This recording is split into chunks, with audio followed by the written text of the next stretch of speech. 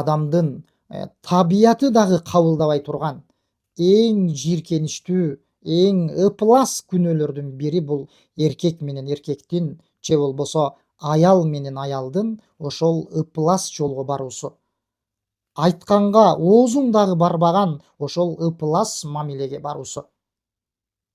Баарыбызга белгилүү, бул ыплас жолго барган эркектерди гейлер, бажабаздар деп айтабыз. Алла сактаган болсун. Бул күнөө эң жийиркеничтүү күнөө. Адамзаттын табияты дагы кабылдабайт. Керек болсо, урматтуу мусулман бир туугандар, бул күнөөнү жаныбарлар дагы кабылдабайт. Айбанаттар, малдар дагы кабылдабайт. Алар дагы бул ыплас жолго барбайт. Адамдын табияты эмес айтканыбыздай, жан жаныбарлардын дагы табияты бул ыплас жолду, бул күнөөнү кабылдабайт. Бул мамилеге алар дагы барбайт. Баарыбызга белгилүү, урматтуу мусулман бир туугандар, пайгамбар саллаллаху алейхи ва салламдын хадистеринде эмне деген коркунучтуу нерселер, эмне деген коркунучтуу азаптар айтылган мындай адамдарга. Ошол хадистердин биринде пайгамбарыбыз саллаллаху алейхи ва саллам мисал катарында: "Ман важаттумуху я'малу амала кауми лутин фактулул фа'ила вал маф'ула бихи" деген. Кимдин Лут пайгамбардын коому жасаган ыплас ишти жасап жаткандыгын көрсөңөр деген. Ошол ыплас жолдо, ыплас нерсени жасап жаткандыгын көрсөңөр, ошол экөөнү тең өлтүргүлө деген да.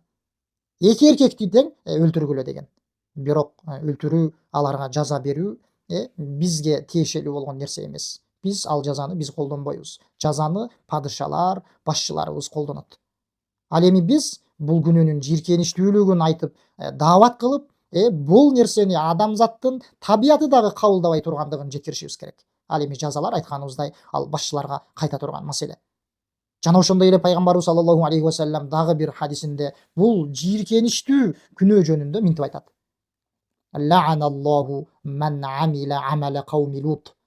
Ла'аналлаху ман амила амала кауми лут. Ла'аналлаху ман амила амала кауми лут деп 3 ирет кайталап айтат.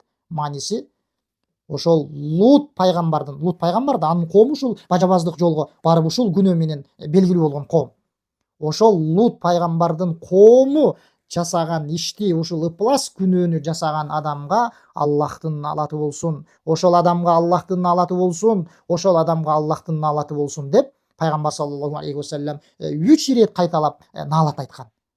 Аллахтын ошондой адам, ошол ишке барган адамдарга Аллахтын наалаты болсун деп. Аллах сактаган болсун. Бул ушунчалык айтканыбыздай жийиркеничтүү күнөө. Бул ыплас жол адамзаттын жашоосун, адамзаттын өзүн курутуп жок кыла турган күнөө. Аллах сактаган болсун. Бул нерсени биз ушул сыяктуу дагы башка күнөөлөрдү биз элдерге, балдарыбызга, жакындарыбызга эскертип тынбай айтышыбыз керек.